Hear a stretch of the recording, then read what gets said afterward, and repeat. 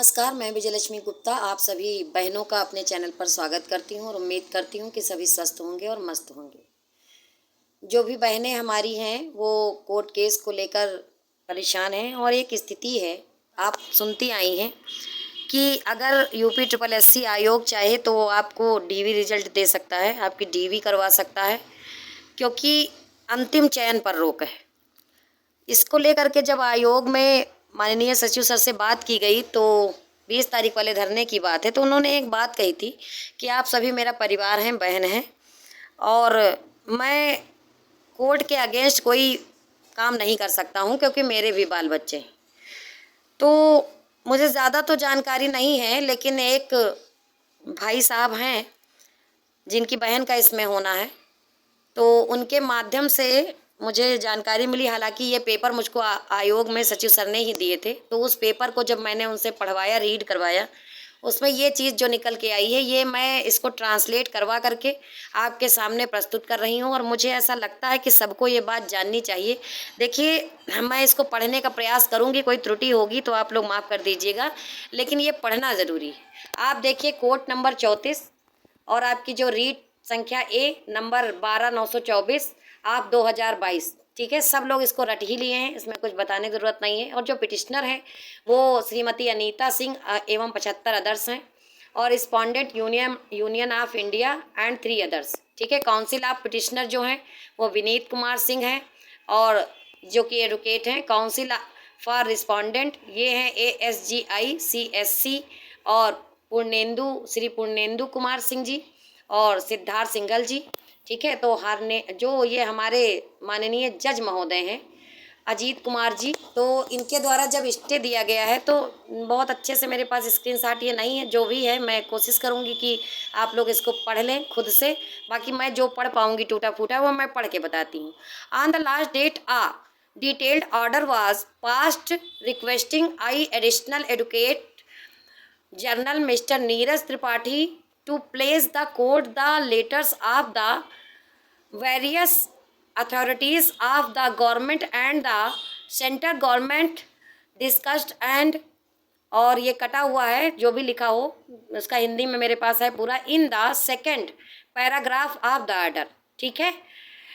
और इसमें लिखा है एडजर्नमेंट वाज, फिर आगे कटा है, क्या लिखा नहीं पता, the request made on behalf of additional advocate general was made very clear that the case will not be adjourned on the date, ठीक है।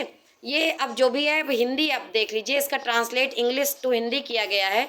इसमें जो चीज़ लिखी गई है यही मेन है, इसको आपको जानना बहुत महत्वपूर्ण है मेरे हिसाब से। इसमें लिखा है, इस बीच अनुपालन हलफनामा इस अदालत द्वारा पारित अंतिम आदेश के संबंध में दायर किया जाएगा और आगे चौथवा प्रतिद्वंदी अर्थात अधीनस्थ सेवा चयन आयोग यूपी लखनऊ प्रश्न के मुताबिक मुख्य सेविका के पद के लिए आयोजित चयन के संबंध में परिणाम घोषित नहीं करेगा। आयोजित चयन के संबंध में, ठीक है, चयन के संबंध में परिणाम घोषित नहीं करेगा। और आप सभी को पता है कि चयन डीवी रिजल्ट के बाद होता है, बात समझ रहे हैं, यानी कि डीवी करवाई जा सकती है, डीवी कटाफ जारी करके डीवी करवाई जा सकती है और डीवी कटाफ के बाद ही चयन परिणाम घोषित होता है, ना कि पहले। तो आयोजित चयन के संबंध में परिणाम घोषित नहीं किया जा सकता है, यानी कि अंतिम चयन पर रोक है। इस लाइन को आप समझिए, ये वाली लाइन देखिए, मैं बता रही हूँ, ये इस पर रोक है। लेकिन माननीय सचिव सर जी ने ये बोला कि नहीं, पूरे पर रोक है। अब आगे देखिए, जो मैंने ट्रांसलेट करवाया है तो वो जो चीज़ें मेरे पास आई हैं मैं वो आपको दिखाना चाहूँगी, है ना।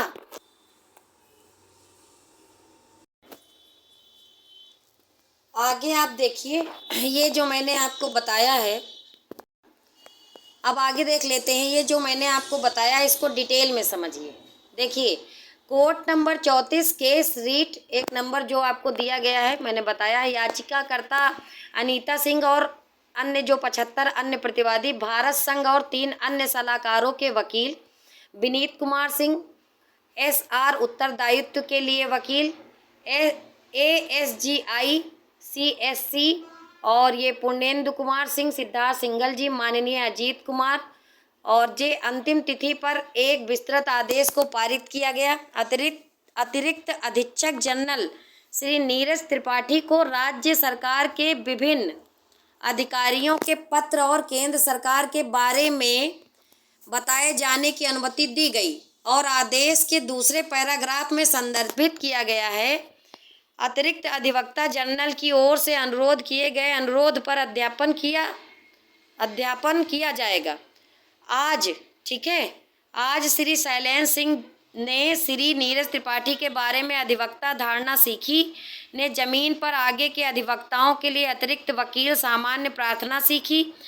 जो श्री त्रिपाठी स्टेशन से बाहर हैं, ठीक है, ये सारे कागज़ सर ने हमें दिए थे, इंग्लिश में लिखे थे, ठीक है, इनको मैंने ट्रांसलेट करवाया है, इसी में एक भाई साहब हैं उन्हीं के माध्यम से। याचिकाकर्ताओं के लिए सीनियर वरिष्ठ वकील श्री HN सिंह ने श्री विनीत कुमार सिंह द्वारा सहायता प्राप्त किया। याचिकाकर्ता ने के लिए सीखा वकील की अनुमति दी जाती है यदि परिणाम मुख्य सेविका की रिक्तियों के संबंध में अधीनस्थ सेवा चयन आयोग द्वारा घोषित किया गया है तो याचिकाकर्ता ब्याज को खतरे में डाल दिया जाएगा, ठीक है। इन परिस्थितियों में इसीलिए समायोजन केवल एक छोटी तिथि के लिए दिया जाता है और मामले को 2 बजे 20/12/2023 को फिर से सूचीबद्ध करने का निर्देश दिया जाता है।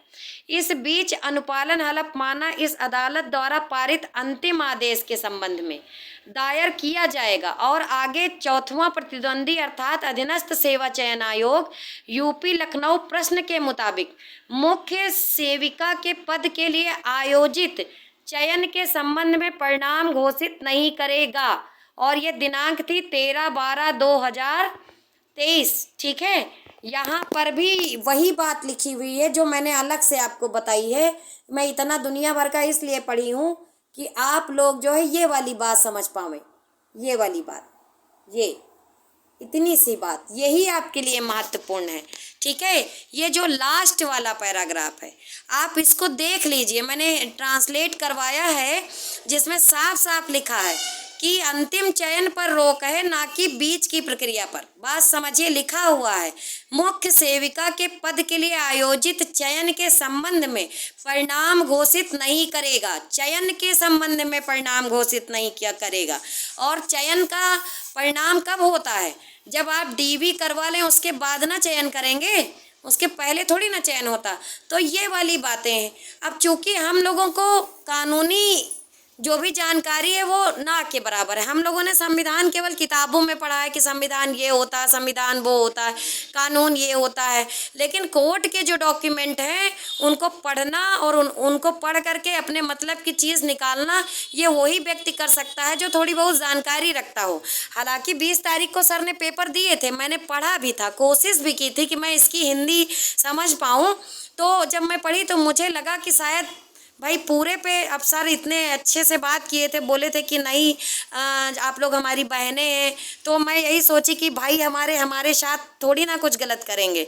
लेकिन इसमें कागज़ में तो यही लिखा हुआ है, जो 9 पन्ने की PDF मुझे दी गई थी उसमें जो ये लास्ट वाला पैराग्राफ है उसमें यही लिखा है कि अंतिम चयन पर रोक है। बीच की प्रक्रिया पे या तो ये लिखा होता ना कि अग्रिम जो प्रक्रियाएं हैं उन पर रोक है तो मैं मान लेती कि हाँ DV नहीं कराया जा सकता है।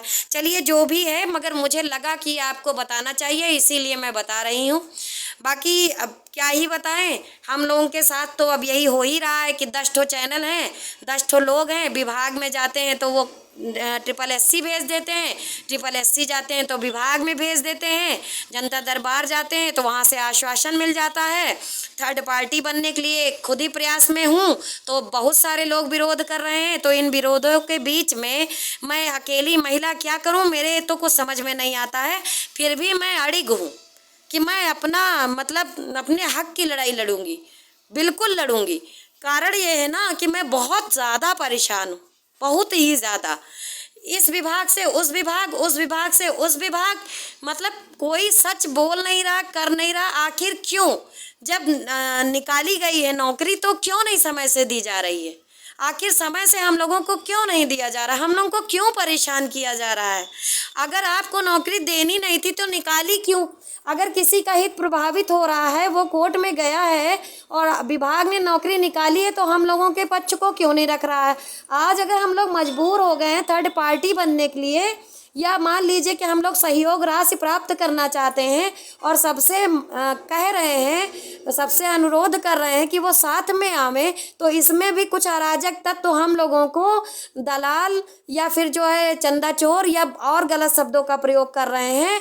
तो ये ऐसा क्यों हो रहा है? ऐसा इसलिए हो रहा है क्योंकि सभी लोग जागरूक नहीं हैं, और जागरूक हैं तो कोई आगे आके मोर्चा सिर्फ इसलिए नहीं लेना चाहता है कि कहीं संबंधित विभाग उसका कोई अहित ना कर दे। लेकिन मुझे विभाग पर, विभाग के सचिव पर पूरा भरोसा है कि वो लोग हम लोगों के साथ कुछ भी अहित नहीं करेंगे, क्योंकि मैं जानती हूँ कि नैतिकता अभी मरी नहीं है। कोई व्यक्ति, कोई अधिकारी ऐसे ही किसी को अपनी बहन बेटी नहीं बना लेता है। हो सकता है कि कुछ एक मजबूरियां हों जिनके कारण वो लोग हम लोगों को सच नहीं बता रहे हैं, हमारा रिजल्ट नहीं घोषित कर रहे हैं, लेकिन ये बातें तभी स्पष्ट होंगी जब हम लोग कोर्ट में थर्ड पार्टी बनेंगे। बाकी वीडियो को आप लोग क्या ही बताएं, लाइक करें या ना करें आपकी मर्जी है, सब्सक्राइब करें या ना करें आपकी मर्जी है। मैं केवल इस भर्ती के लिए परेशान हूँ, चाहती हूँ कि एक सीट मुझे मिल जाए तो मैं भी कुछ सम्मानपूर्वक जीवन जी लूँ। धन्यवाद।